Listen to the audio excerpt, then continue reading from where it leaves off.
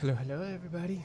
Welcome to the 5th day. We're gonna be continuing what we left off with yesterday, which was balancing the game. I'm gonna do a quick check here of my Twitch stream, just to see if it's working. My Twitch stream, just to see if it is. It is.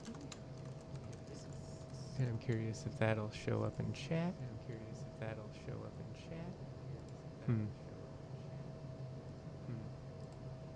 It does. So I can see it, but it doesn't show up on the stream. YouTube chat does, but not anything else.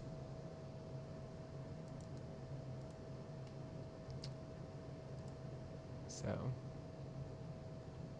I wonder why that is. Oh yeah, I need to be in my channel management mode here.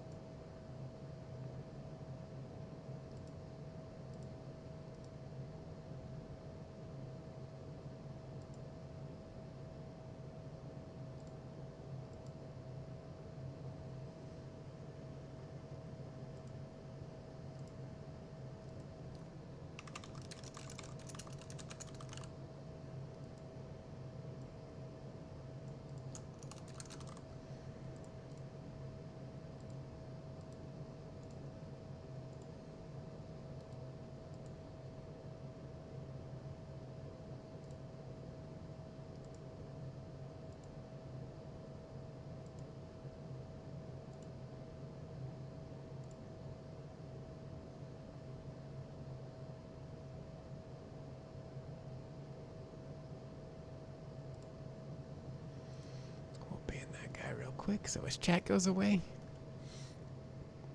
No scams here.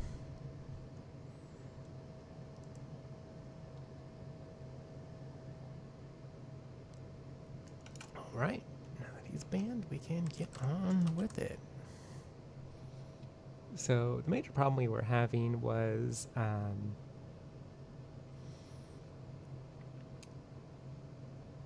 making sure that we balanced out all the problems with the Monday playtest that came about of the changes and the mistakes.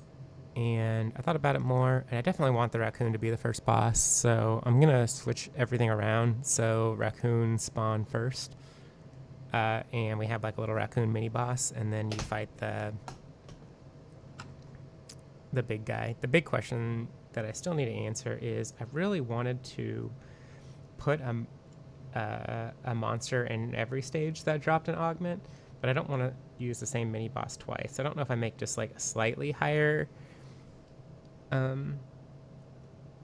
HP guy and then like a much higher HP guy, because we have this pattern in our game, right, where there's sort of like 3 waves, like a wave that starts to introduce a small number of monsters, right, and then you have like a, you know, much larger number of monsters, and then finally you have the boss with, you know, a small number of monsters coming in.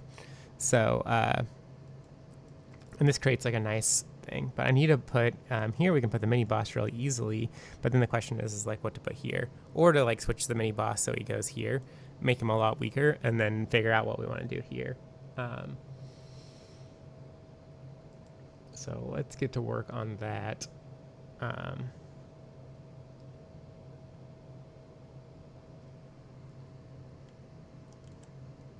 I want bosses to feel special, so I don't really want to give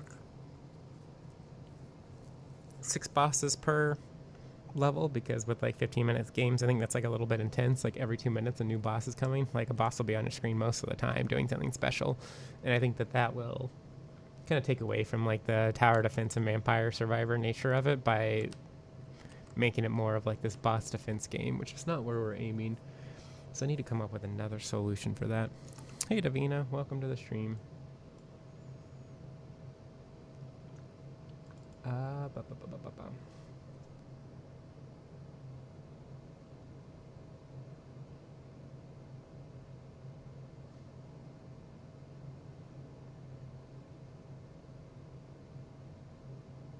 So maybe what we can do is we can use the saturation trick. I wonder how well it works on all enemies. But if it doesn't work, I can probably have the artist quickly make second ones. The saturation trick is nice because we don't have to eat up additional texture size.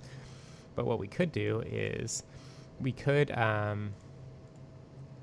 this one, just make it a slightly bigger version, right? That doesn't really have that much more stats, maybe like 2 or 3 times higher HP or something, that just like makes sure ensures that it gets close enough and then drops its chest that you can pick up, and then you can get your upgrade. And then here we can make it bigger, and we can do like a saturation shift and make it quite a bit stronger, so it stands out a lot more and feels a lot more unique. And then finally down here we'll have like a unique boss. Hey Jack, welcome to the stream as well. So let's try that out and see how it feels. So we've made a lot of the game already, so luckily we can test these ideas out pretty quickly.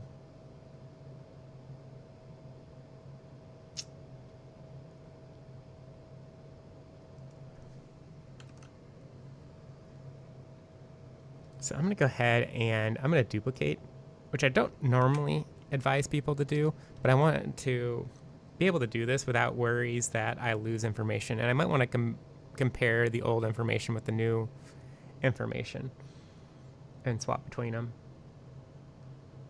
So I think what I'll do here is I'll call this one old, and I might not even push this one up. If I don't like it, it allows me to delete it, and then I'll change the major one.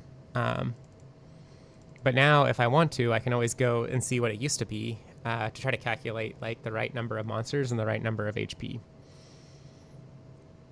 And we're gonna have to touch DT enemy balance props too to really make the raccoons the right amount of health. And I'm probably going to want to know what the tower attributes are as well.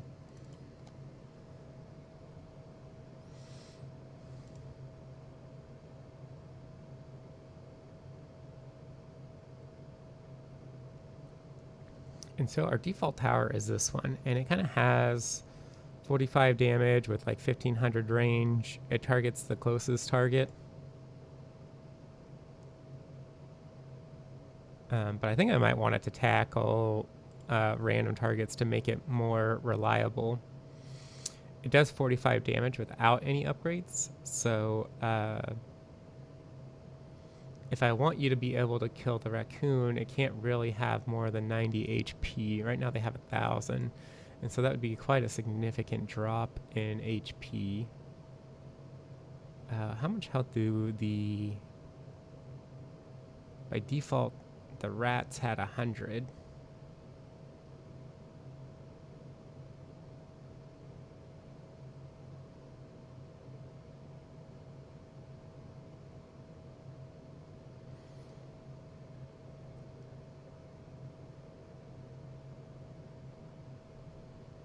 So I would probably want to bring the raccoons down to a similar amount if I just had the same number of raccoons spawning. And then I could drastically increase the number of rats spawning in the other waves. We saw during the playtest that people could have, you know, almost 1,000 rats on their screen and still have 60 FPS while streaming and a pretty high resolution. So I'm not too worried about number of enemies here.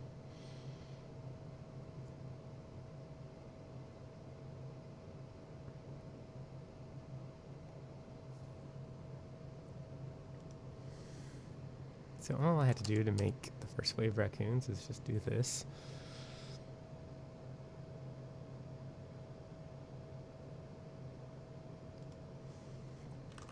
And do this.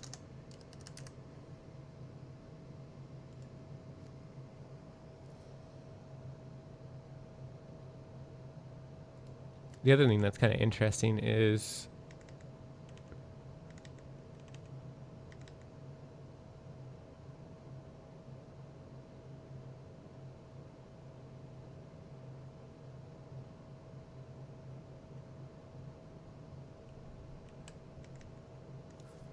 that we have 3 waves, so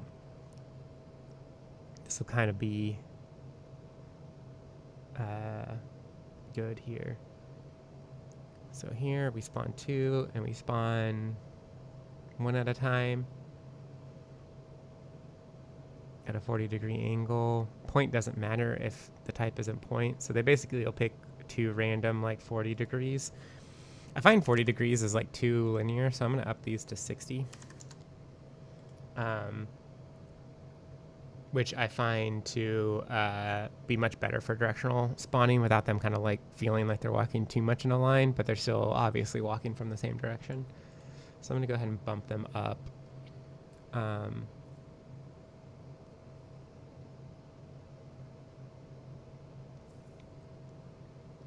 And if we're really seeing here, every 8 seconds every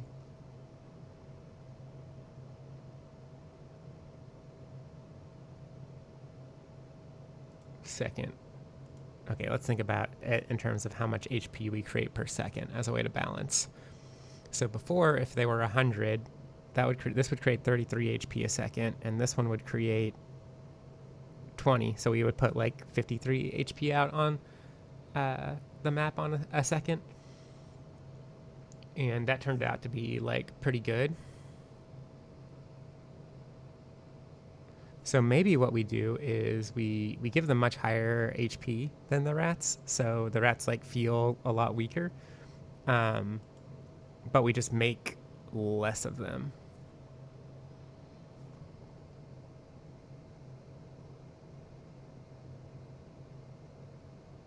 And that should be a pretty good feeling. So we'll go to the enemy balance props, and we're gonna say that they have like 200 health, right? And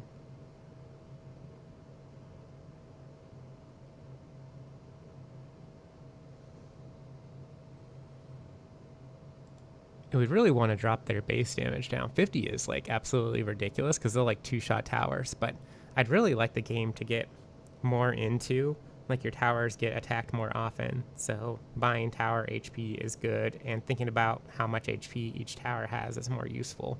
But if the base damage is too high, then it's just like, hey, you know, if these get to your towers, they're going to destroy them. And after you've kind of like started to lose some towers, you're going to really struggle. So I think that this damage needs to be significantly reduced.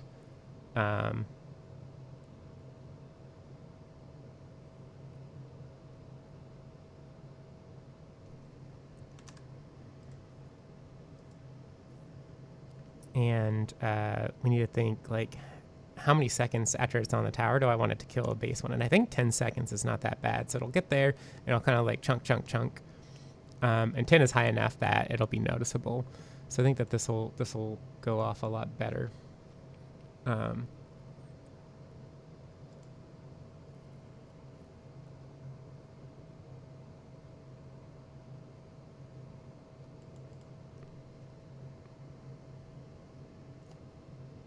I think here I'll say like don't initially spawn units now. So that way like you kind of have this one that spawns initially, and then another 3 seconds later, and then another 5 seconds later, and then it'll give a bit of randomness back and forth to things. So it looks a little bit more random. And now if I go to, let's actually play on the Grasslands map.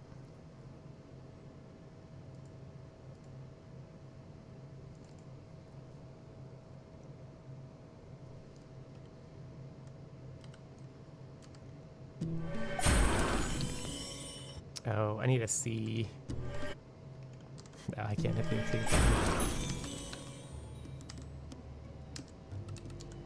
Oh, did we get rid of? Oh, I'm not clicked in. Let me make sure that I don't have any upgrades here. I have a lot of upgrades. Oops, I said all upgrades. Now my upgrades are reset. And I should be Cersei too.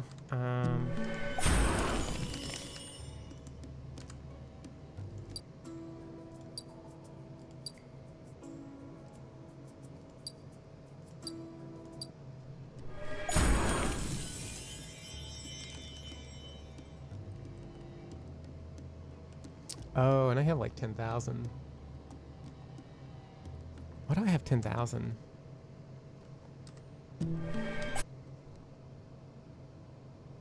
Oh, it's the cheat menu. Oh no. Well, somebody put slash to open up settings, so that's not great. Probably want to get rid of that. Oh, that makes the augments come up.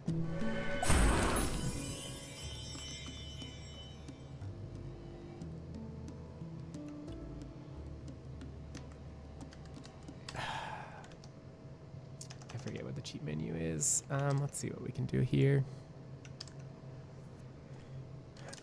Cheat menu? No. Well, cheat resources is...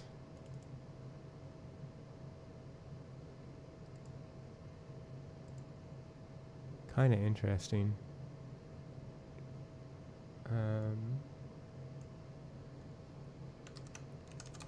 We call it debug menu, maybe?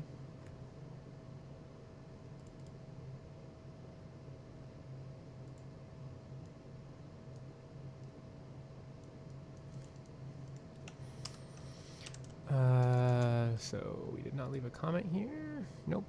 Of how to use it. So let me figure out where we summon this.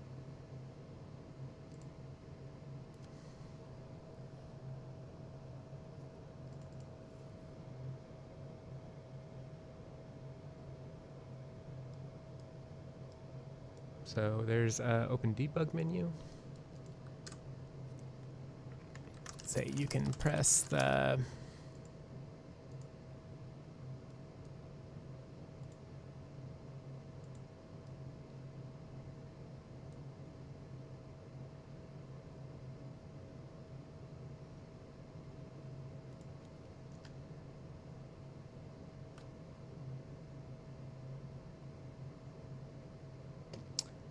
that is not what I'm looking for. So this is the menu settings. So this is the slash key.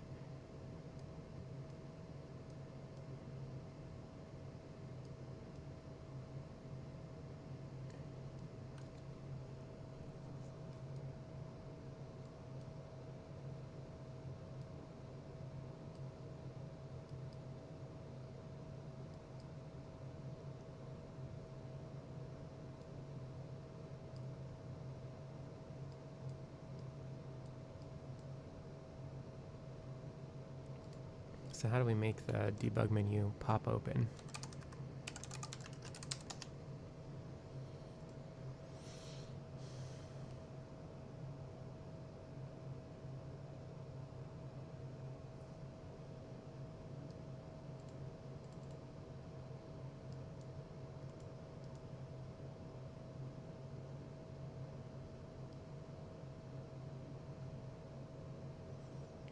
So somebody did this, so then where do they call this function?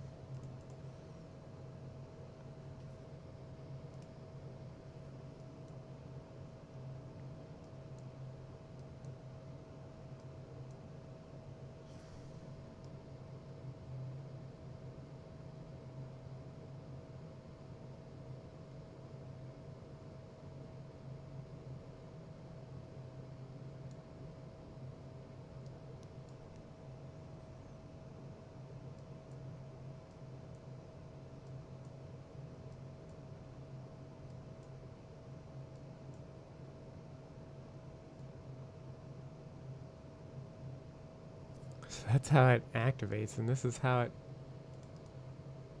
runs.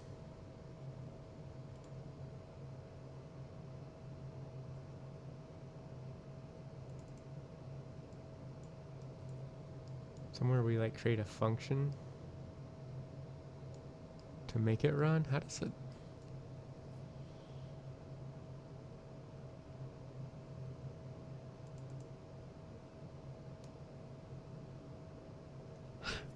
What are we doing here?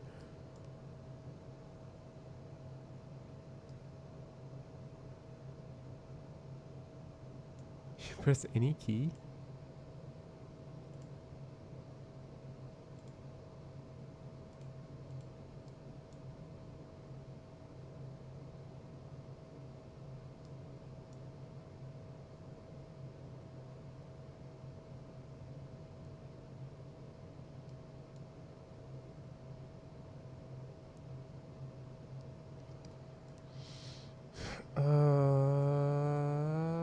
this is not immediately clear to me.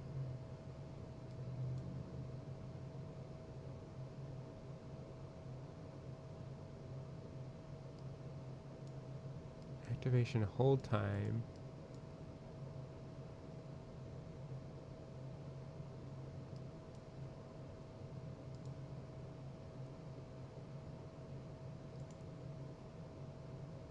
So we only get it as 0. How does this menu even open?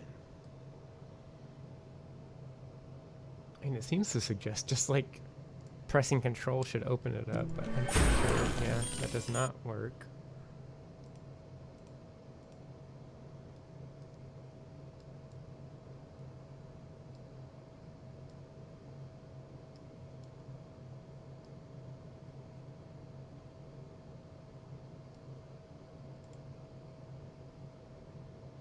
Okay, activation key is 0Z. Okay, Z works. I don't know. So we'll just leave some things here.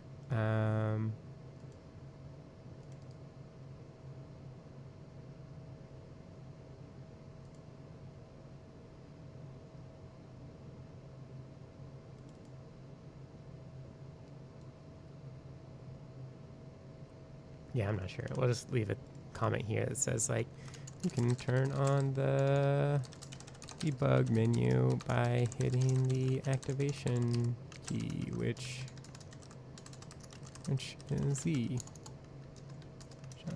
And I can say, I am unsure how this works. And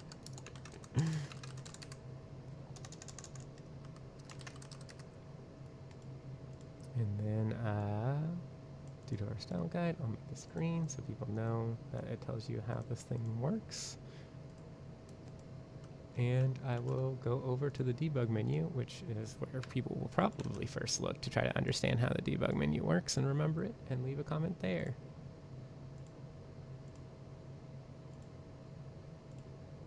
I want to open the others. So now I can submit the content, and I only want to submit my debug menu changes. Oh, I must not have hit save on the other one. Control S, check out.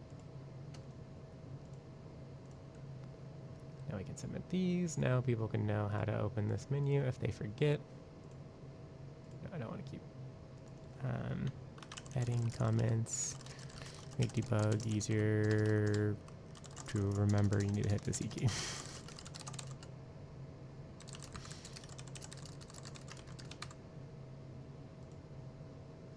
So that's probably why I have 10,000, which I needed to fix because, yep. So if we have a little thing that you can like check that. Technically I could leave that at 10,000. I could probably, yeah, negative works too. But now when I play, I'll be more normal, so I can like figure out if I'm kind of right. I think I should. It should be way too tough right now, is my guess, because I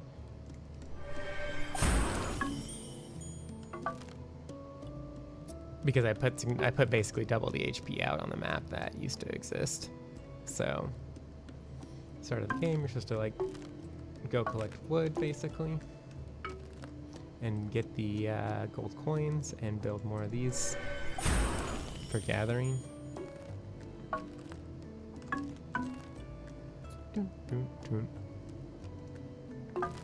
This one's a nice one to place too. I think that covers most of what you have available to you.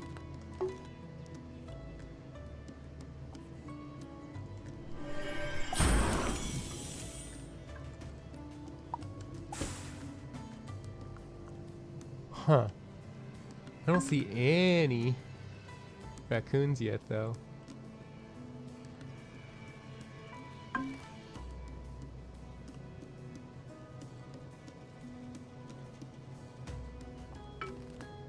There's some raccoons. Oh wow, they're just so slow. They spawn so far away and they're so slow. that the rats actually beat them.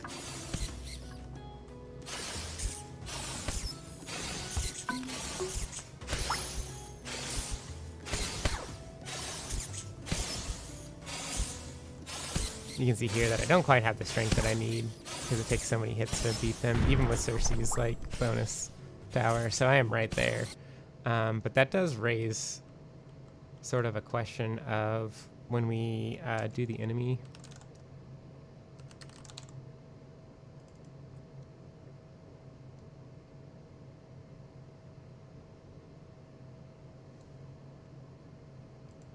This spawn radius of like 2,000, 20,000 is like pretty ridiculous. I'm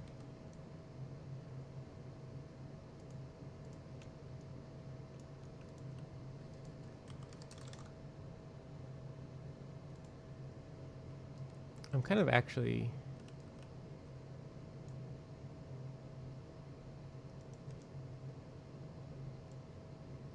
curious.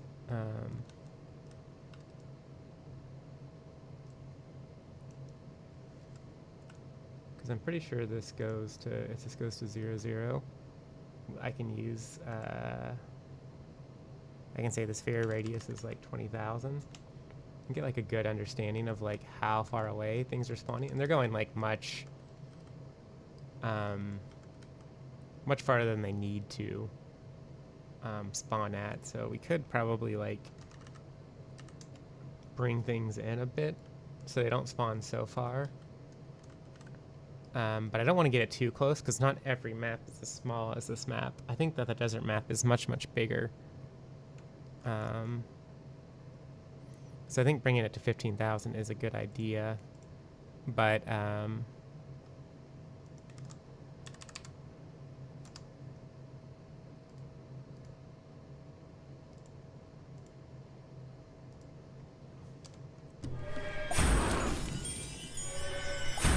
it's probably still not going to make up for the fact that they're so stinking slow.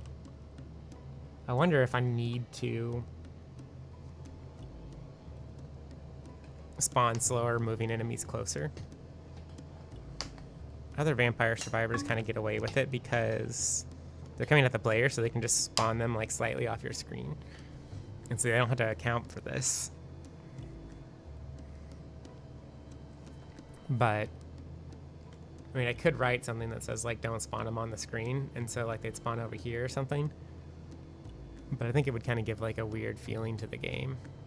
You can see here that these guys are just so slow. I could try to keep monsters' movement speeds like closer together, like a certain minimum, so they don't just spend too long just like walking over here. You can see 15,000 made a huge difference, right? They're gonna get here ahead of the rats this time. But the rats are already spawning now on wave 2. I mean, I wouldn't spawn rats on the next wave, so maybe I can like avoid this problem too, because I'm not really going to be swapping between like different monsters that much.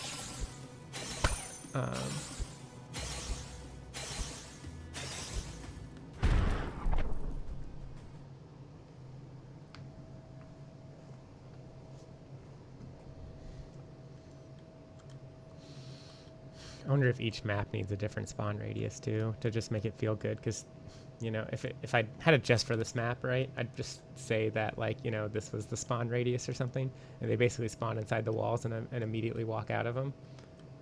To be honest, I could probably even go all the way down to 9,000 on this map, right?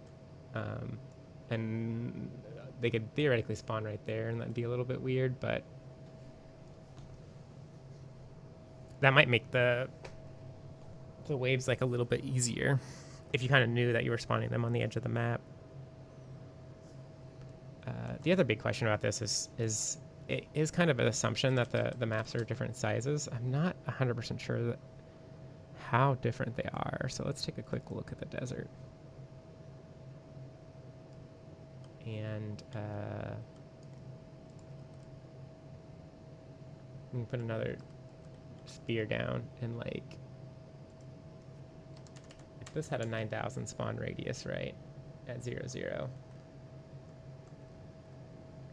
You can kind of see that it would spawn like this. Interesting enough, they would never spawn here. But I think that this might, even for the desert, kind of be okay enough. Uh, and I could bring this in, and that would solve a lot of the problem. Like, because the map is actually unbalanced. Like, it's a lot easier to see with this sphere that like the map is shifted a little bit to the right. So like a lot of this could be brought in, um, and that map would be fine. So so 9,000 actually works there. Let's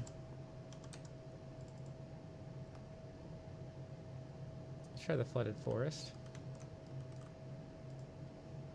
Set this to 9,000 again.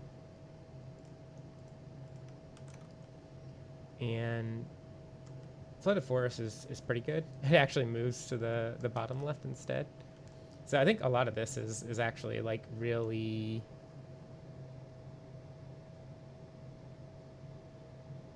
quite fixable.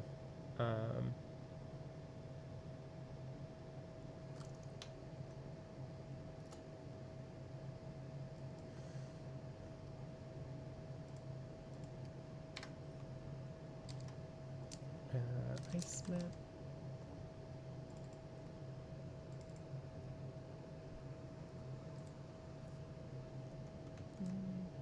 Oh yeah, the ice map is special too, because it's, whoa, it's that far off center.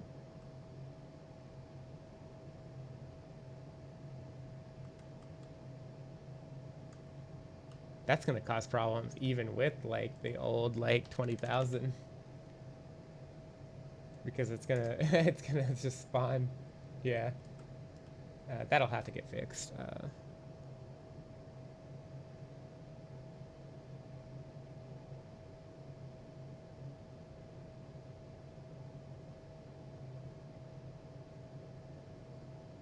In fact, that's so bad that I kind of want to fix it right now.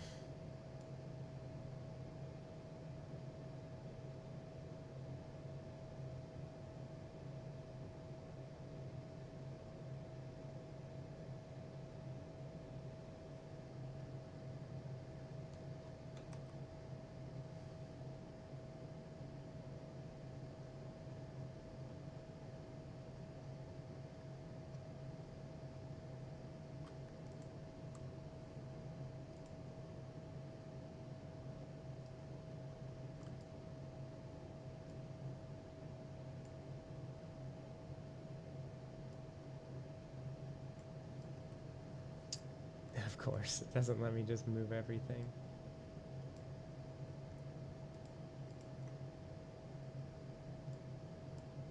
But why not? Do I have something selected that just...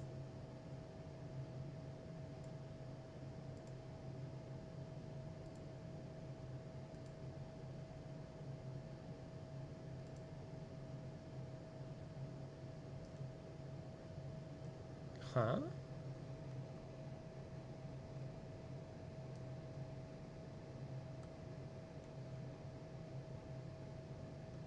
That seems very weird too. Notice how like when that goes to 0, it's not in the center. That could be...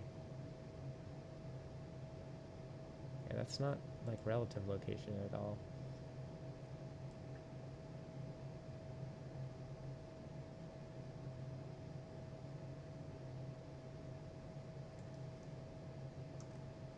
But you know, if I look, like that would be like the center.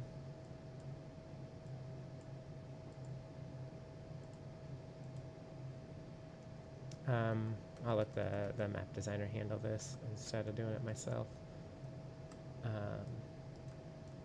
But the nice thing is that like we've confirmed that like that stage is also like quite appropriate to do this. This is gonna whine at me and ask me to save a billion things. Oh no, it didn't.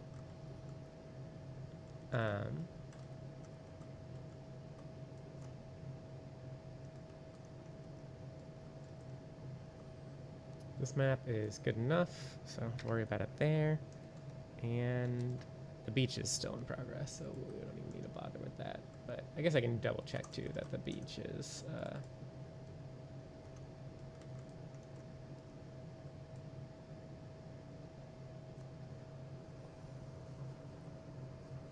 is about the right size, and it seems to be like kind of the appropriate size. So yeah, I think there's a large advantage here to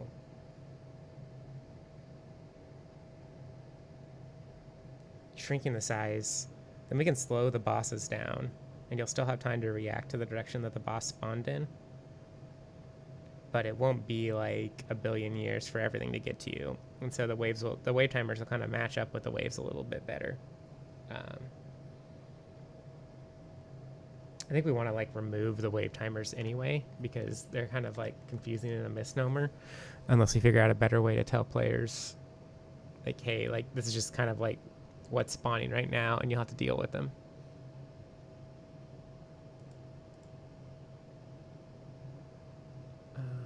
Before I forget, let me reach out to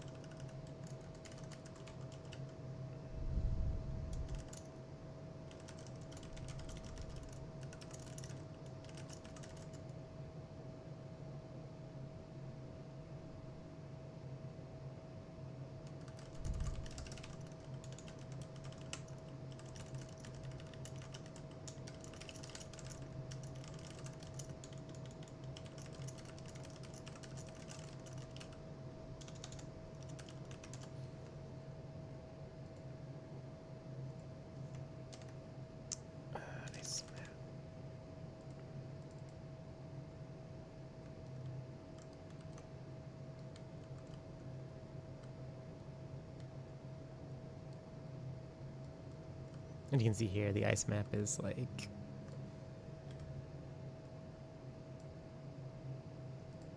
actually much bigger. So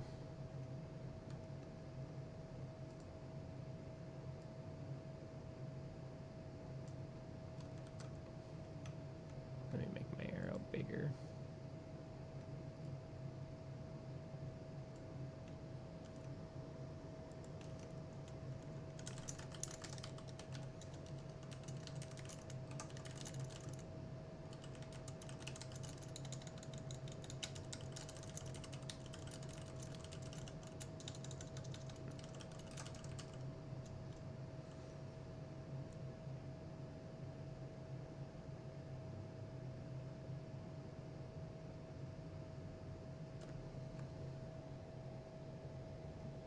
Cool. That work is assigned out. So that should be pretty good then.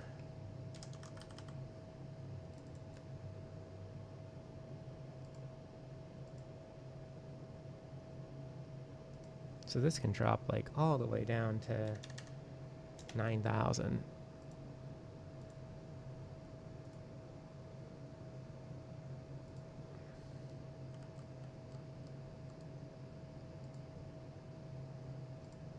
Is that what the sphere is right now?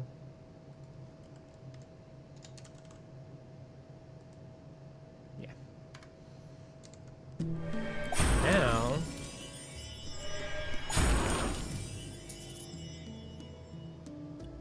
the raccoons will show up here really early.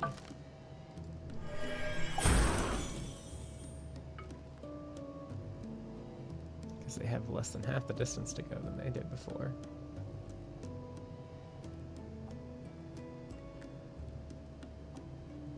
In fact, I should be able to see now even where they're coming from, which is kind of a nicety.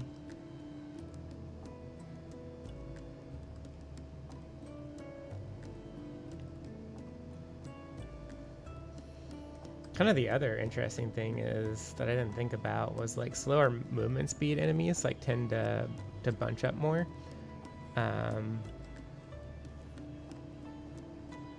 Because they don't move so far in 3 seconds. So 3 seconds later, the guy's kind of spawning behind them in a very similar place.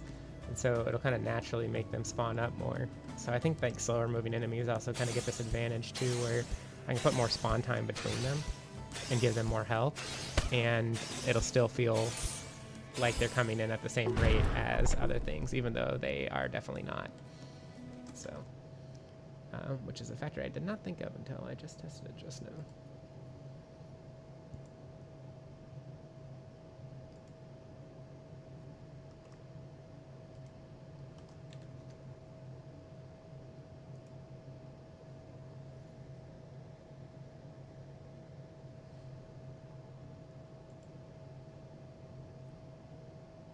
Oh, we even are spawning particularly fast rats on the second wave.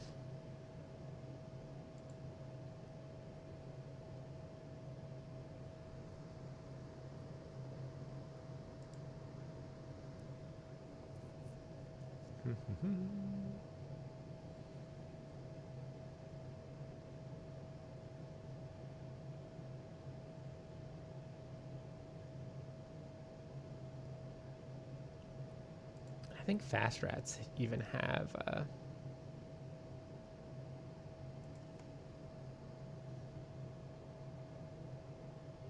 less health. Yeah, they do. They only have 60 over 100. They move a lot faster.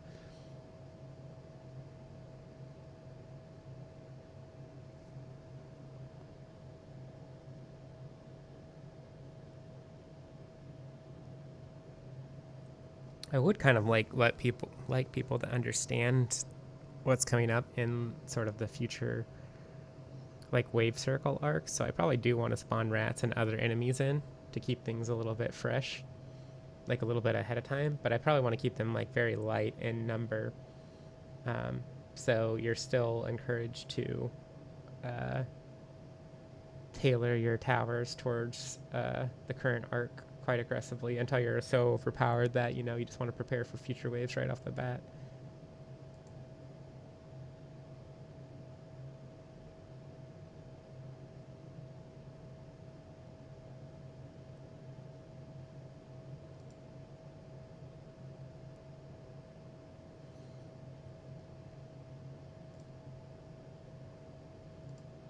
I have these point spawns, so these are meant more for bosses. It doesn't actually do anything, so I'm going to zero these out so people realize what's going on.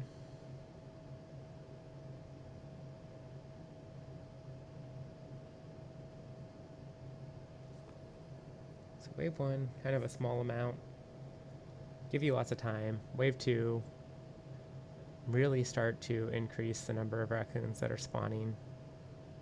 Give you like a powerful raccoon to fight. Wave 3, give you the saturated, really strong raccoon to fight. Wave 4 is boss with lots of raccoons and the Portobello Gator boss. Yeah, so this is good. This just needs to be a raccoon then.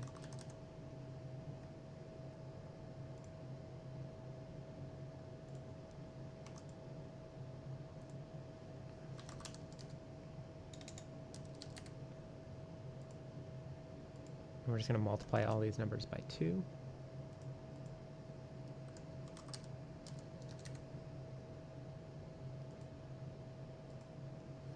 And I can actually simplify this down once all these numbers are out.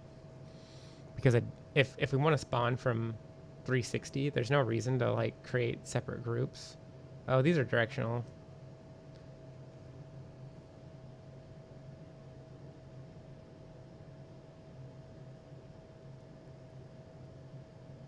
Two directions at the beginning, and then what? Just spawn a bunch.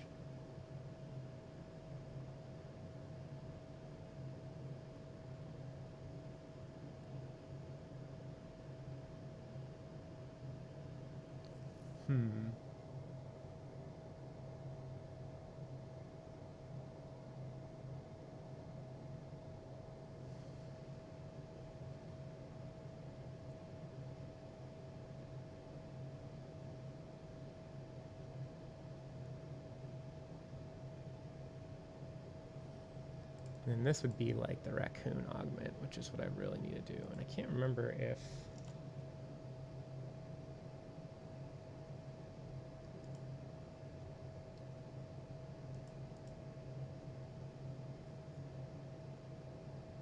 Yeah, these don't have a special one, so...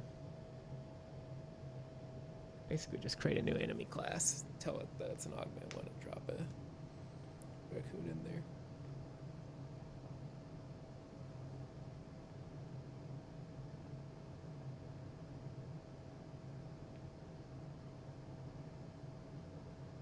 Yep. Yeah, let's do it. Let's test the first wave first, though, with the hacks. And the fact that the rats won't start attacking us any longer on the second wave. I guess the rat augment will, but... Oh, nice. This one spawned here, and he's like, I'm gonna get you.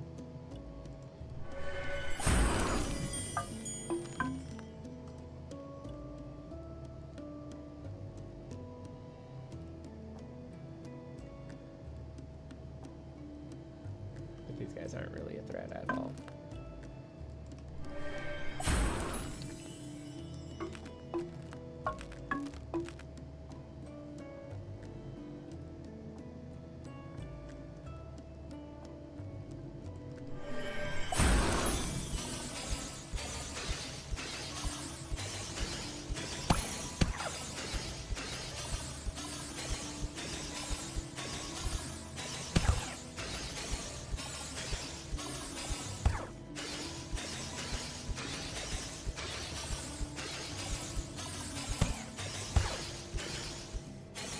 Okay, this is kind of nice.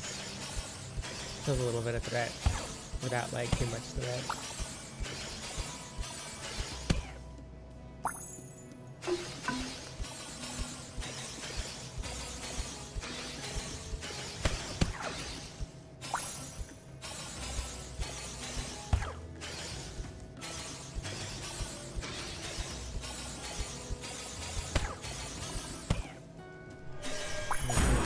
Not the best player here. Like, I probably turned out okay.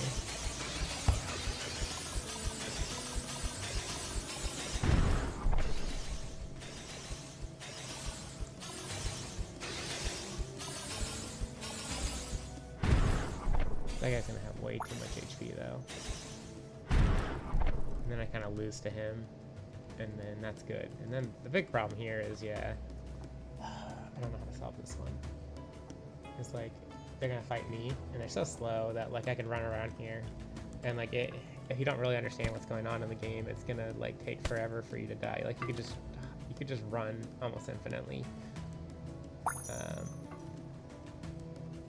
and like collect wood, and it might lead you down the wrong path of like what the game's, because here I'd like you just to lose. So I need to create some kind of like aggro rule where like if there aren't any towers, yeah, I think it just needs to be like if there aren't any towers in the game, like just start attacking the home base and just end the game. So you can't like do something like this and like run around, right? Maybe even like if there's like if there's less than one tower or something, right? So you can't do something like this, and no, there's still a tower in, and you just like kite for days.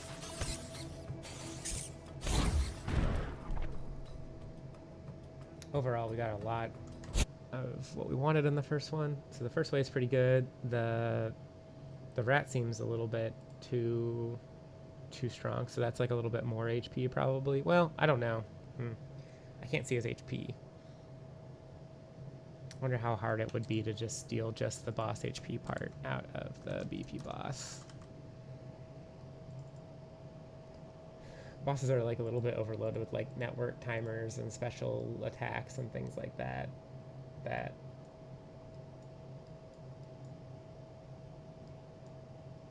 Like I don't want to account for, but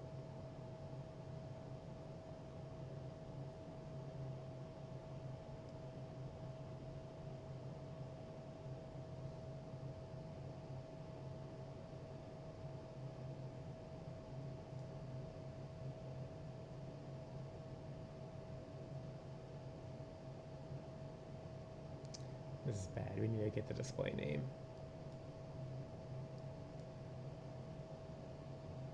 But creating a boss health bar is not that crazy.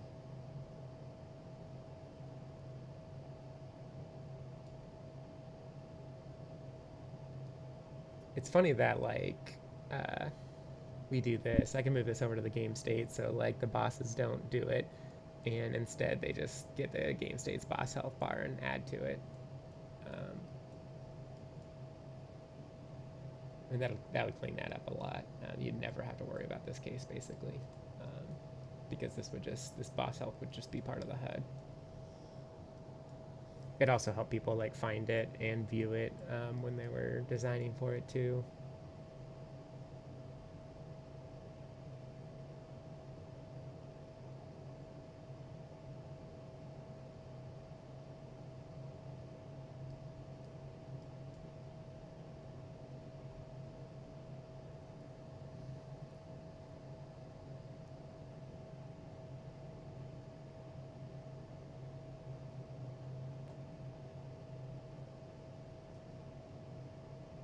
Then you can kind of feel overwhelmed by bosses as they spawn. That's pretty neat. Yeah. You deal with like 9 bosses per.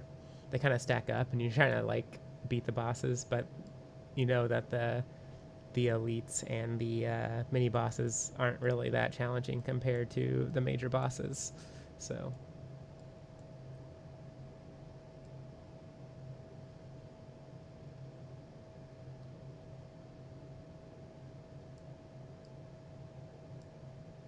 okay, yeah, let's do this. Not much, Andrew. How you doing?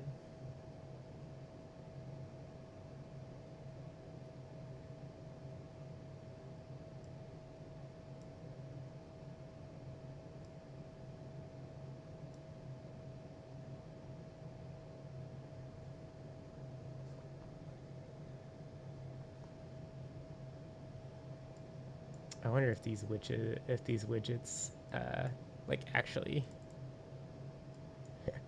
care that it's a boss.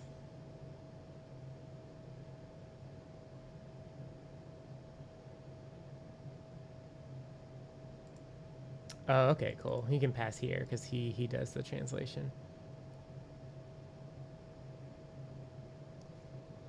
What? Oh no! Don't do this. Not like this. Okay, that's fine. It's fast. It was probably just a fast solution. I just need to give the correct solution. This is just bad because like basically what's happening is they're just chopping up the row name, which is supposed to be like an internal name only. Not only that, but like names can't be translated and localized. So like we need to have like a display name, and I'm pretty sure like in the enemy balance props we probably do have a display name. Okay, we don't. So that was one of their worries, I think, is there's no display name here, so they didn't think about it either. Um, I can keep the row name and the display name, and then just mention that like the display name for, well, even non-bosses. I think we want a bestiary, so we probably want a good name for all of the enemies. Um,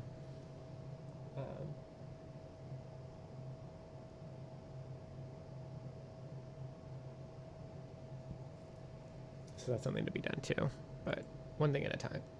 Right now, that's balance.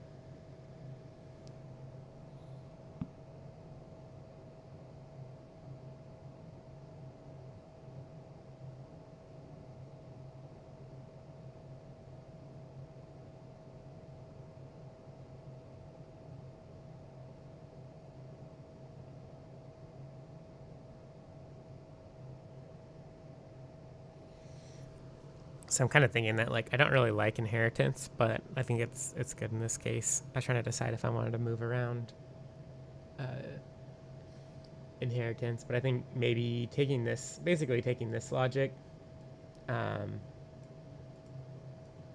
raising it to the enemy level, and then making it a checkbox, and then by default, bosses show their health bar would be good, and then non-bosses could also like show their health bar too. And I think that's the way that we're going to handle that. So let's let's do this, and I want this done so I can see like how close. Like we don't know how close we got to beating the blue rat, and so both from a balance perspective, like I have no idea if it was correctly, if we felt like we got close, because I want the player to feel like they got close, lose, go buy upgrades, and then win the next time. So but if I can't see the health bar, I don't know how close we got, and also the player wouldn't know, and so they may just be like, well, I don't even know what I did wrong, like I just didn't die, what am I supposed to do, right? And so I think that anything that's stronger than just a normal monster needs to have the health bar available so people can do it. I could spawn health bars above every enemy. That's going to be really slow. I could spawn health bars just above those enemies and not give them the same boss bar. But since we have the boss bar and it handles a ton, I think that it's a little bit better off. And it kind of acts as like this timer. When you see like 2, you're like, oh crap, I got to do something. or things are going to end up badly. I think that Hollow Cure does this. I think that both the bars spawn too, and in some way you kind of know how much health they have. So, and I remember that kind of being a cool feeling. So we're going to mimic that. So what I need to do to kind of ensure that I don't break things is see where this happens, which is begin play.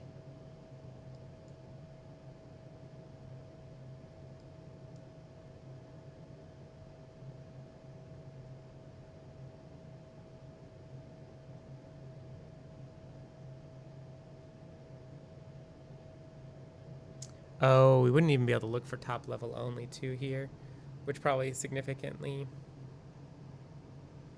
speeds this up. So we definitely need to cache it, but that's fine too. Caching's not that hard. Let's just do one thing at a time.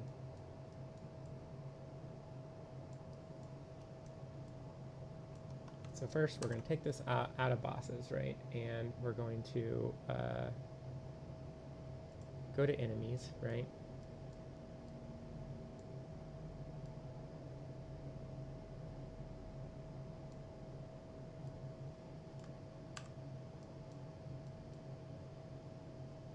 And what we need to do is here we need to sequence this out. This begin play on enemy is getting pretty ridiculous. So let's get some more space. And get things like a little bit more sorted.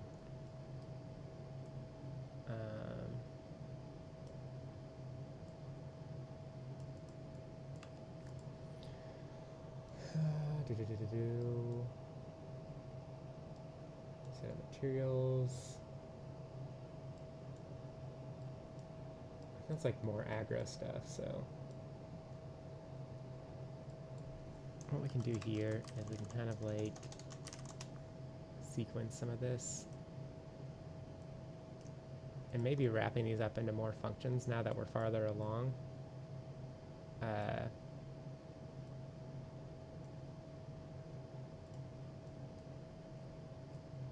Could be good. And this is like, the second thing is like all kind of like about doing aggro, right? This is like initialization, and this is like aggro.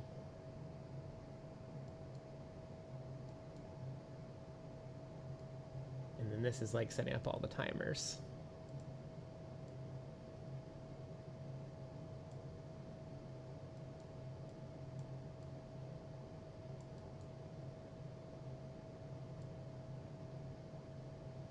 And I'm not really sure if whether I like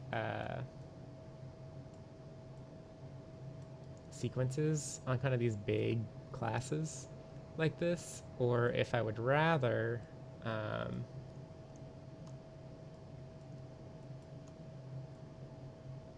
just break it up into events, because I could have like 3 events here that's like handle like do aggro things, do initialization, and then have the event, and then aggro, and so forth. And I kind of have a little bit more organization without the white lines. But in general, I like the idea of sequencing too, because it's pretty good.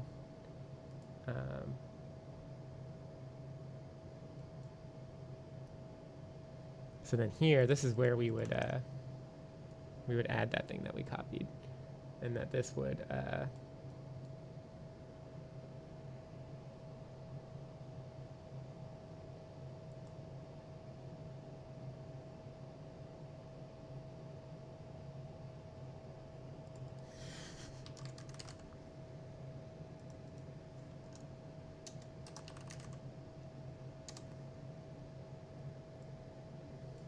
this would work.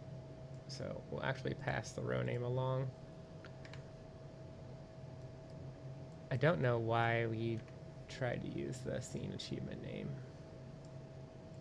But really what we'll do is we'll pass the enemy balance, and then they could go get whatever data they wanted to show the health bar. And they must be, because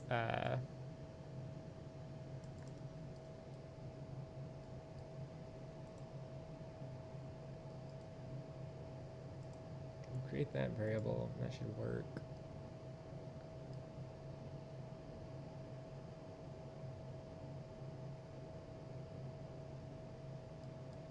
And what we'll, now that this is just compiling just fine, what we can do is we can collapse the nodes here.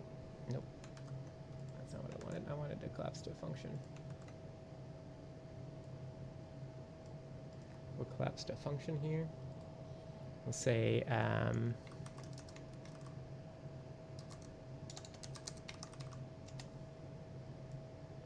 we'll say add health bar. And here, the first thing we'll do is we'll branch, and then this will be a config. And this will be like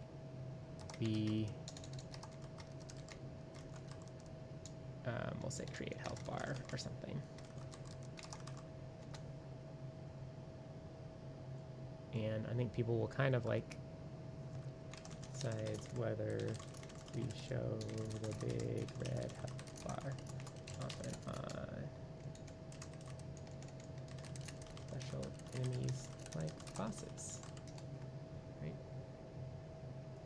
And we'll compile. By default, we do not want to create a health bar. Those things do not want a health bar. But now what we can do is we can go to bosses and we can say in their class defaults health bar, and I can say make a health bar. So now all bosses will make a health bar, and it's like that code still exists basically in the same spot. It's in a little bit of a different spot, but I don't think anything in here kind of depends on it, so that's pretty good. Now we also do not need, oh, that's not good.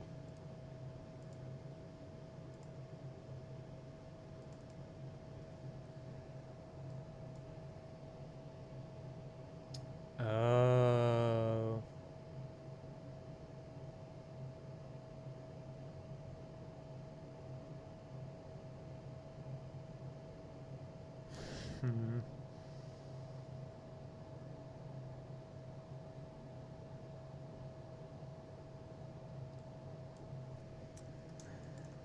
So this needs to be brought up too. It'd probably be better if the health bar itself like bound to some event and then could update.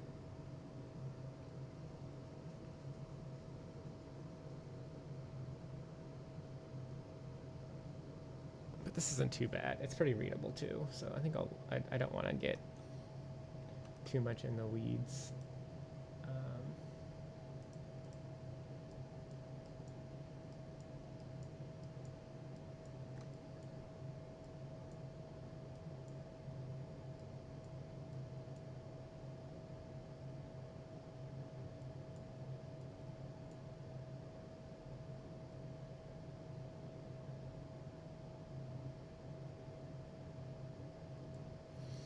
And we can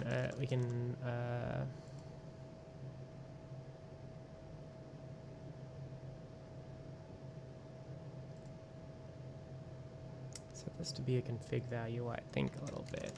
I think I just want to make a little function here.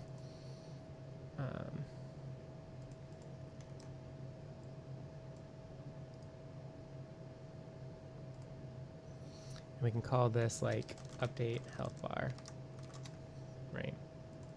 And then like the way we know whether or not we want to update the health bar is we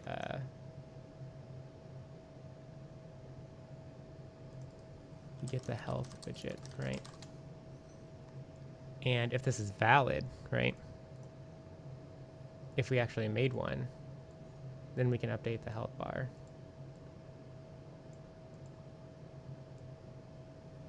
And let's see, that's current health, so we just get new health now because we set it right before we run this function. So we don't really need to pass it in.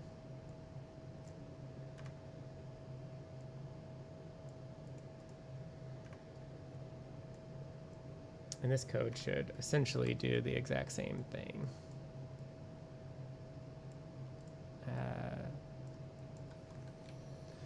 That it was doing, but now anybody can take advantage of it. Then we just make sure that it's plugged in. And I think even when they die, we want the health bar to go to 0. There's probably some kind of code in the health bar, like when he goes to 0, destroy it or something. So, and this was always running before, so it's doing the exact same thing it was. And then the nice thing is we can get rid of that.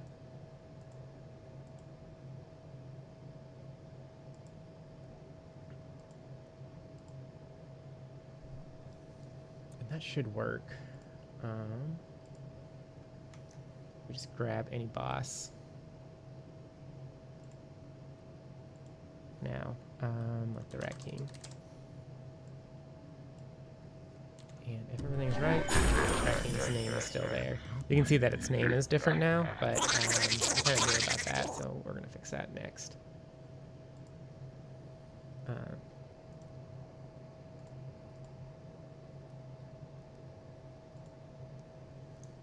And I bet it's gonna, yeah, it's gonna make me check out basically every enemy now.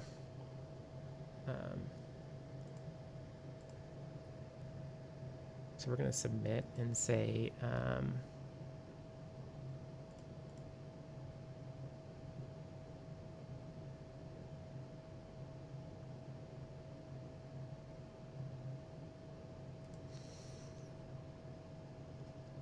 what did we do? We moved health bar from BP boss to enemy and made it a config switch. All bosses get health bars by default. This is to prep for elites showing a health bar. All right. So let's clean up some of the other doo-doos we made. So if we want to have a display name that can be localized, we need to get a text field, and we want to like have a text field for the monsters. So we can just come into our enemies DT. That's used for our data. We just call this, this is a structure, and we just let people know that it's used for a data table primarily.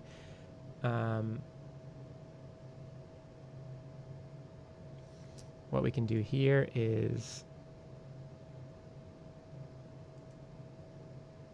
we want to add a variable. Oop, I added 2 variables. Let's delete one. And this is going to be a display name, right? And you want any display name that you have to be text so you can localize it. And I like to put the display name as the first thing because it makes it easy in case the row name, which is how we refer to it internally, starts to get separated from how we do it externally. It just makes it easier to find. And now that we've done that, if we go back to our enemy balance props, you'll see now that there's a data table for the display name, right? So we can do things like find the Rat King boss, right? And now we can call it whatever we want. And so he's called Charlie the Rat King.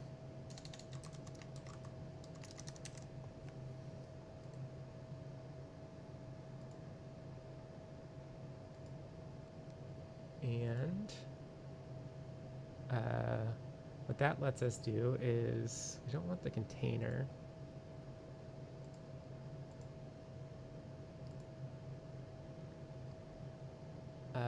What we do want to do is we do want the health bar itself.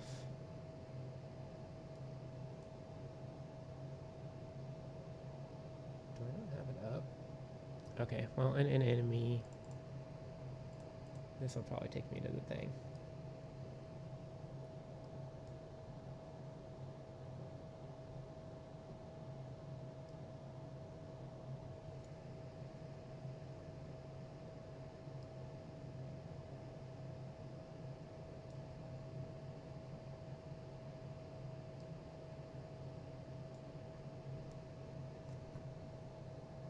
Where's the function for the name? Oh no. Okay, we'll go to BP enemy and we will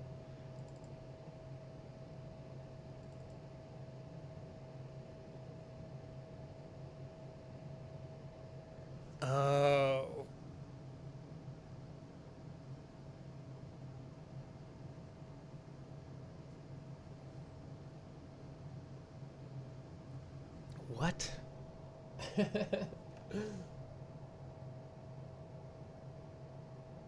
Oh. Okay, I guess that's fair. It adds a health bar and it passes and it handles. Okay, that's not too bad. The great thing now is like we get to get rid of all of this, right? All this like random code where we're like manipulating strings. We don't need any of this anymore, um, right?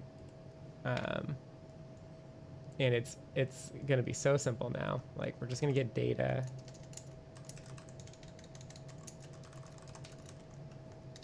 table row, right? And then we just say it's the enemy balance props, right?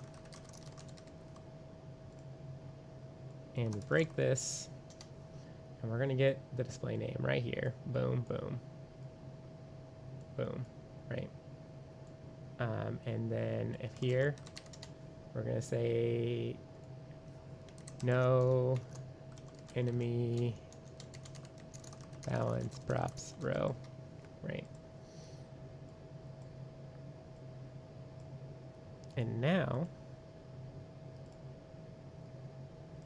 if I've done everything right, it'll say Charlie the Raccoon. So now everything can have its own name.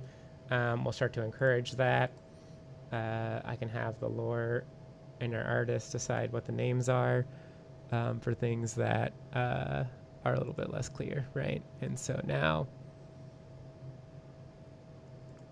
you know, we can call this like elite raccoon elite. If you want to call it elite and mini boss, it's not bad. What else could we call it? Officer doesn't really fit with monsters very well.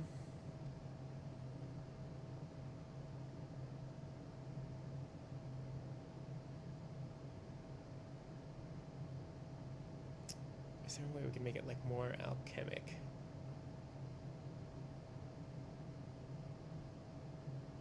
Maybe there's like a way we could be like modified and like transmuted or something. Oh yeah, TransmuTowers, transmuted. I like that. Maybe elite and then the transmuted raccoon. And the transmuted raccoon is like saturated and all weird. And then if it's a little bit weirder than normal because the saturation didn't play out very well, you know, we can kind of get away with a little bit more because we're like, oh, it's like failed alchemy. I like that.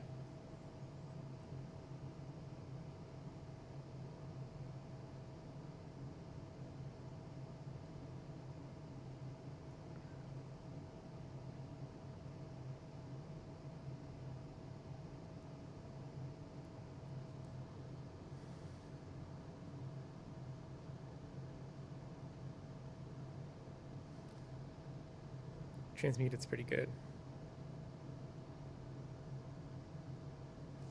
Because then, like, what we could call it, like, raccoon experiment, and, well, they're all kind of experiments, so experiment's probably not that great.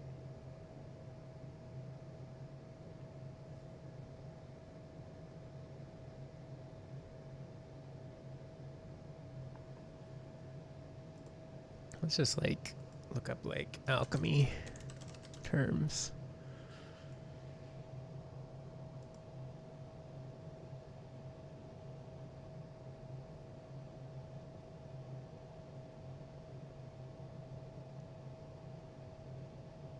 See if there's anything.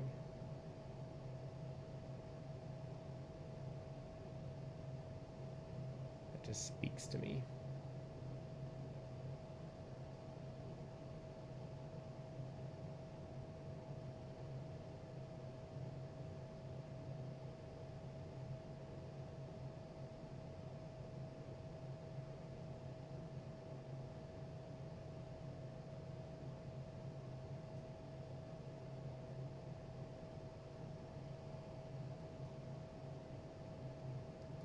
Maybe like thesaurus transmute.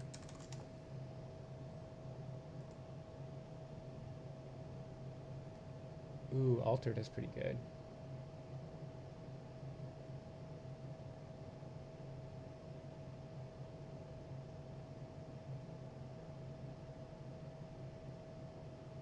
Transmogrify. It's also an interesting. But I don't think I want to use like two words that start with the same word. It might, if people aren't paying attention. It's not going to turn out very well.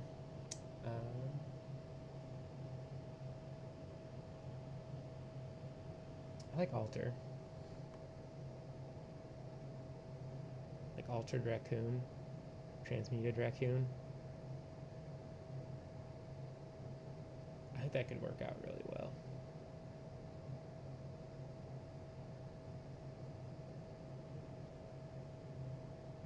And alters are like a little bit weaker because they're just a small amount, and then they finally been transmuted.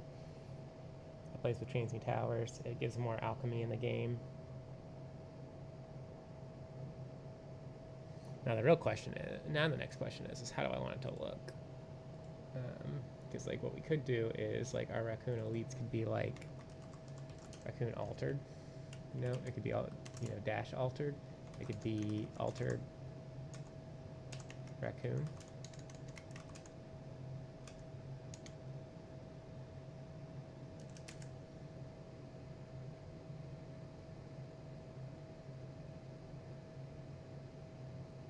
This might be a little bit better because then it won't be as like, you know, raccoon, you know, on top of each other.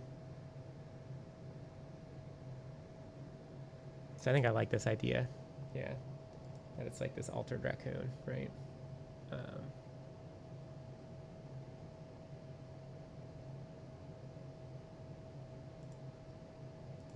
And this would just be raccoon.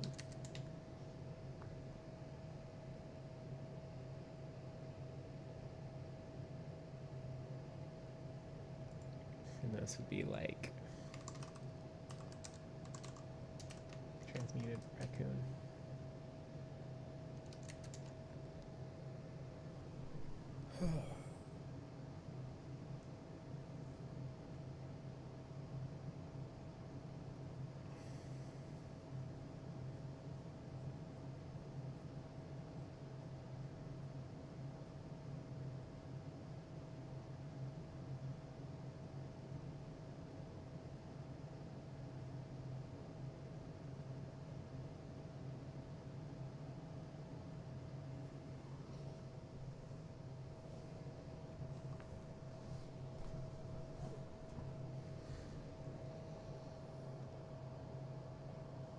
I like this idea. Yeah. Okay, let's make it happen.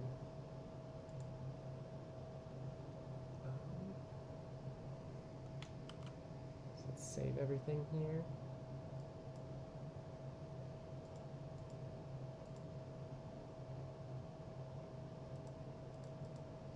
And we're going to say prepping for future display names for enemies.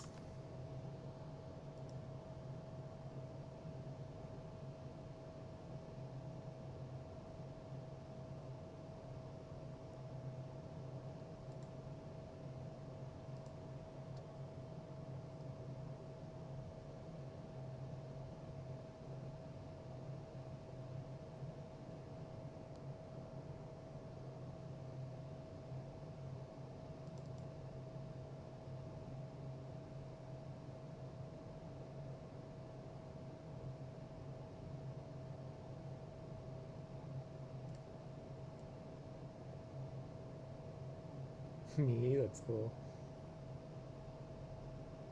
And I get two different ways. Oh, that looks even like a little bit more toxic. That could be even better.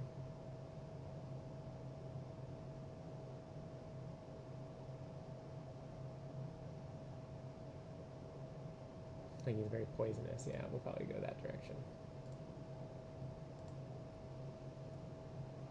So I guess I'll just make the enemies. Is there anything else standing in my way? Not really. So I think the best way to do this is probably to duplicate and then be like, I'm gonna call it like altered, right? And really all I want alters to be right, are just slightly bigger versions of themselves.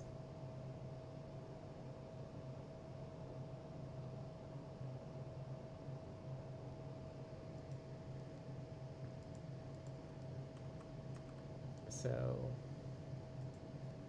I think I just come in here and I just like 350, 350. They're like not gonna be like so strong. We want them to kind of be like up a little bit more, maybe a little bit better centered. And then this collision sphere is probably going to go up to like 200. Right. And I think that they walk on the bottom of their collision sphere, so I think we just do that. Right. And if we've done everything right, all I do over here is I say it has a health bar. Right. And it drops the augment. And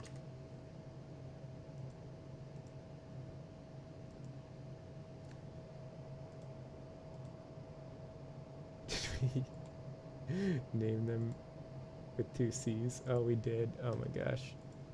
Okay, we're going 2 C's.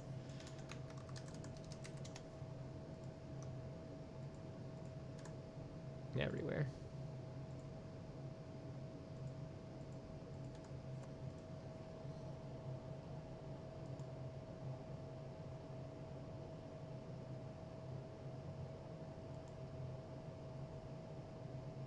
Oh, I could even like, I could give them a marker too to let you know where they're coming from. Oh, that could be fun. And the nice thing is that these don't even need another material.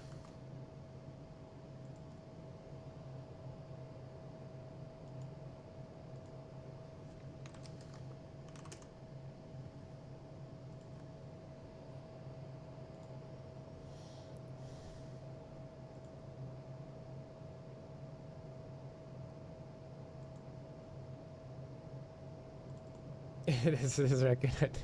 Okay, double C's everywhere.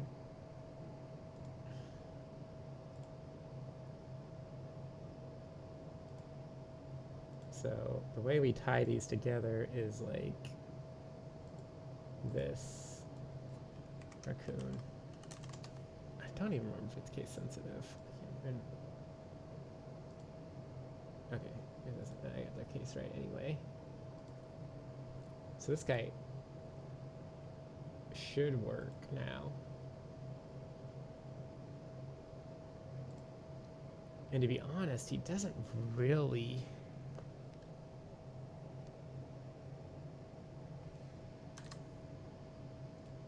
need to have that different of stats other than like his base health, right? And so if they have like 200, like maybe we can just like give him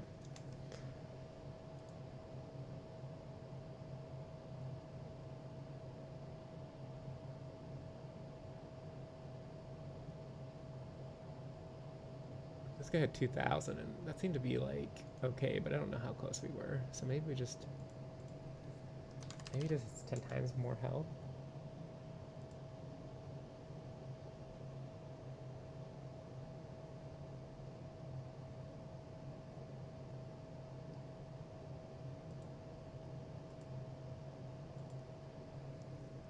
Maybe he moves like a little bit faster. So he looks like he's overtaking guys. That'll look kind of cool. And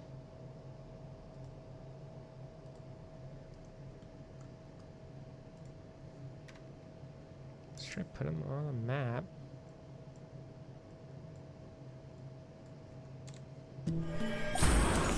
After the raccoon pops up, let's make sure that goes down as he gets hit. Nice.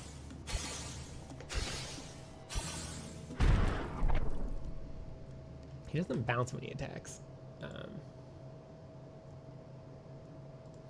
But oh, here we go. Attack bounce speed. Yeah, don't bounce, and then when you are attacking, bounce just a little bit.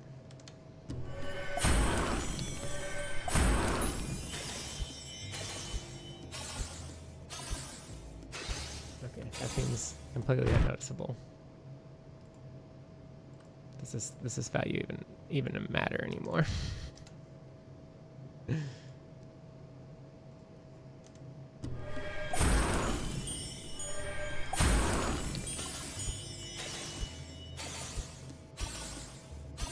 Okay, it does not seem to. Maybe it's important to look at the MI and maybe.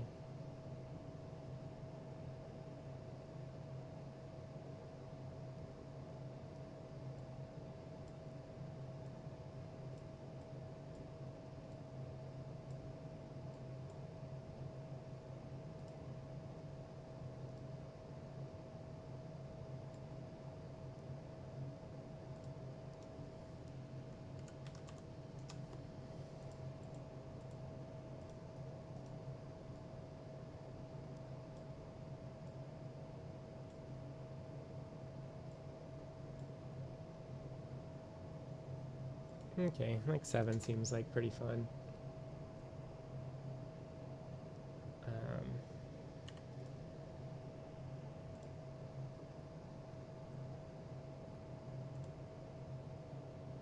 Let's see if I left any comments about how this works. I think I wrote this code. I don't know. Let's see if it's like a set bounce speed or if it's like a multiplier. So now you should be noticeable. Okay, nice. It is noticeable. He might also want to be a little bit bigger because he's like kind of getting strangely inside towers.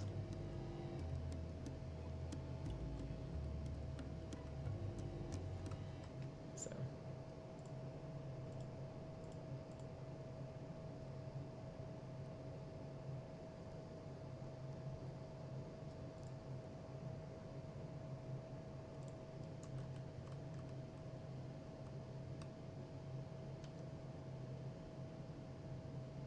You shouldn't really be able to get inside towers, huh? It could be like the left thing. I think somebody accidentally messed it up. And that somebody might have been me.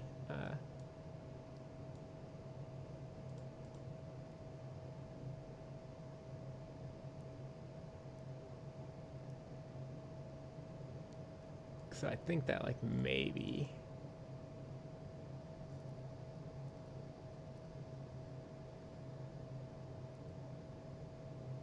something in here is wrong. I don't see anything immediately.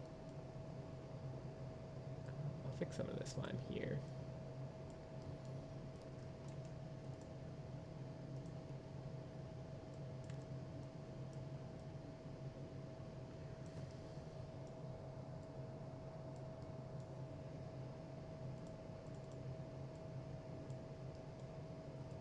This doesn't feel like me as much just because I don't think I ever really like put anything above the white line.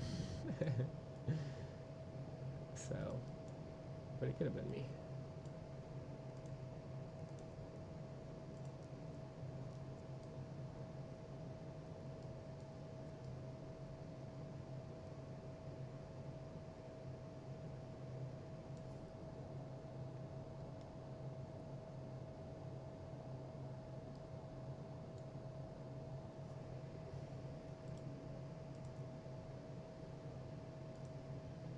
Like, I wonder if, like, every monster, when it gets to the attack location, if it looks right. Like, it basically stops, like, moving.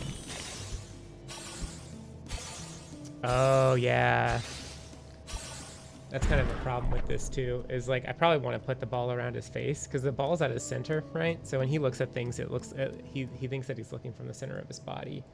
So if I want this guy to look right, that's why he was, like, off-center.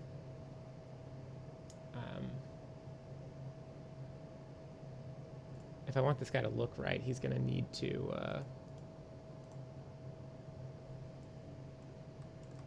his face is going to have to be basically the center here. And if he has a little bit of extra, then that's fine. And that should make him more appropriately... look at things. Yep, see. Now how light kind of look right when he does it. Victory! Spookies.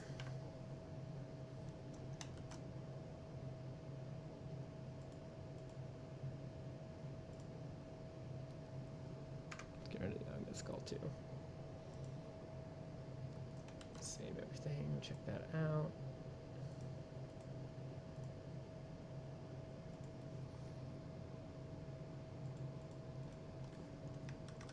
Altered. Complete.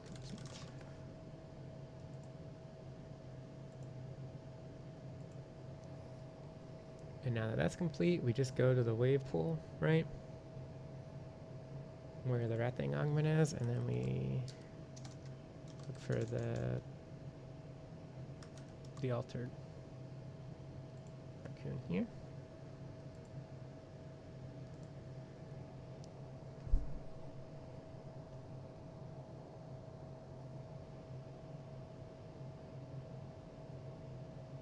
Now the altered raccoon will show up.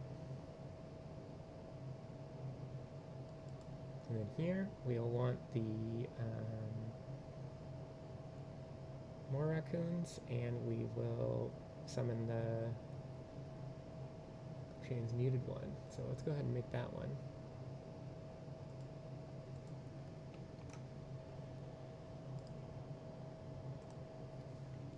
Raccoon transmuted, right? And really what we're going to do is we're going to create a material instance, and we're going to do it off this guy. One, so we don't have to adjust as many things, and two, that way if anybody changes the top raccoon one, it'll kind of auto update here as well. So you'll see here now, like I still have my bounce amount, so all the bounce stuff will still work correctly. But the only thing I need to change is my desaturation.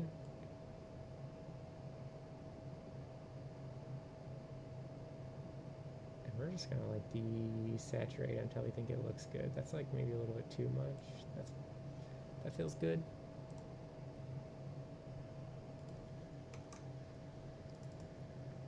And then all we have to do over here is open the full blueprint editor and change this guy over to the transmuted version. And he'll be just as big as the other guy. I don't know if we want to make these guys even bigger or if they should just be colored.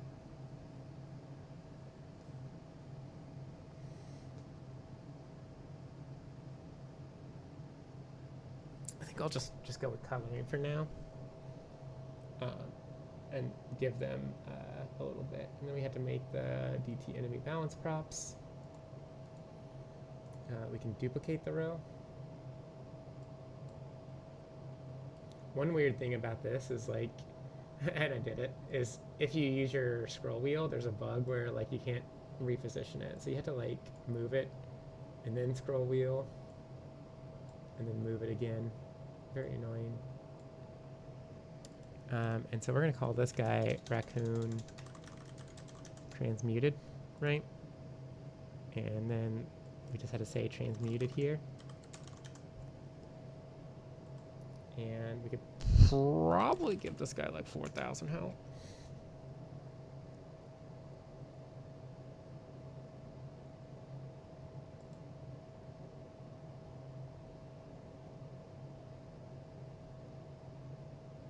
And like make him move much faster. But curiously enough, he's gonna have to do less damage, I think, because he's definitely gonna make it to people's towers.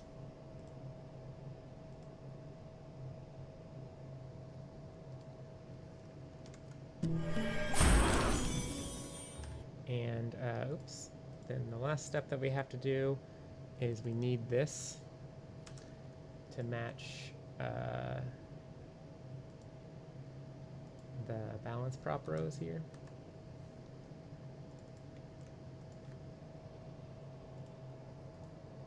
And we now have another enemy done.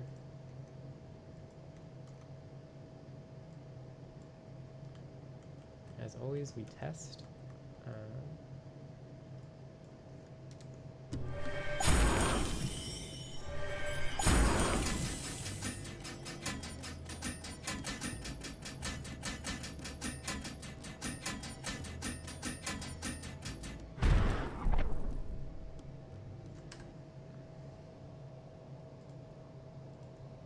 Submit. We say transmuted raccoon. Finished. And we can now add him into the wave pool.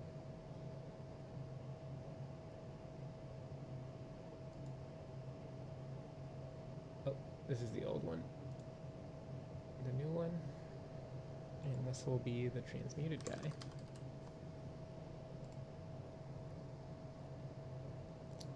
This can be an enemy raccoon. We'll double it. This can be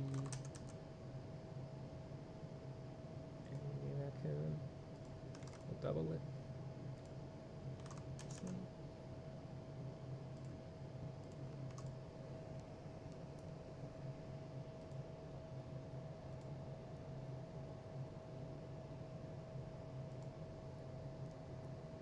And then what we want to happen here is this will be our tapir. And we want to spawn some raccoons here.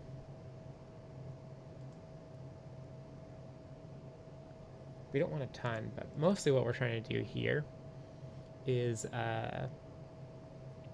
if you get really strong, you kill the boss really fast. You don't just sit there for like 2 minutes with nothing happening on your screen.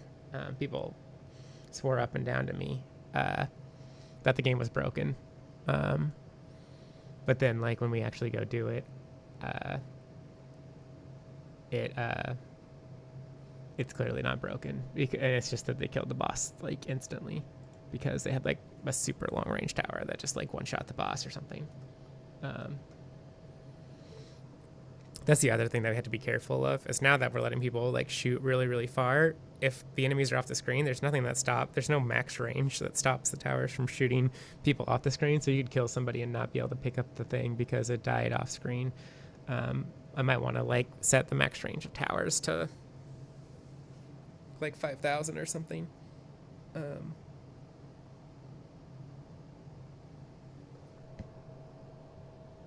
So that it's much harder to do that.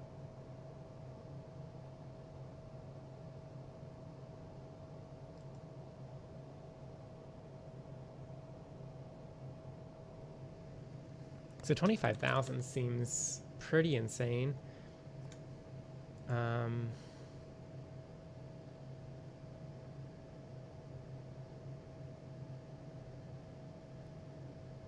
But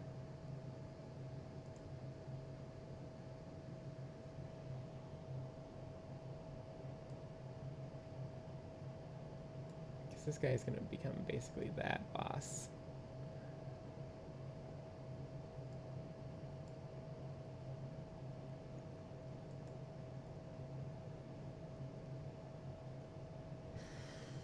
Good name here.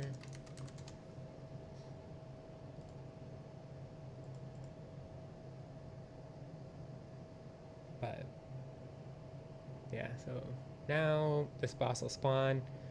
What I was thinking of with this guy is, like, he seems big and squishy, so I think I was going to make him take more damage, so he would be really susceptible to the early game spike towers.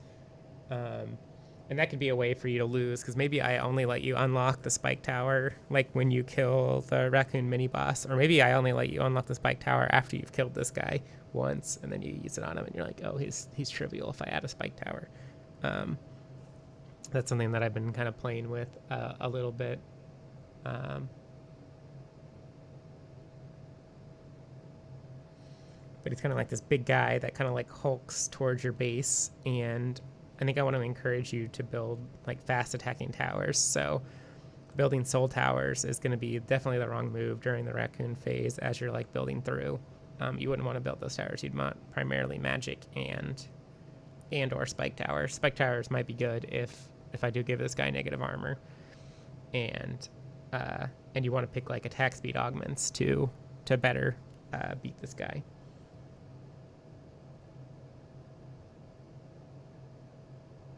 And then I can make the wolf instead. I can make him have, like, a bunch of armor. So, like, if you have if you overinvest in spike towers, then you'll get to the wolf He'll have armor. Spike towers will do nothing to him, and you'll wish that you had like much more like single target damage from like the soul and the magic.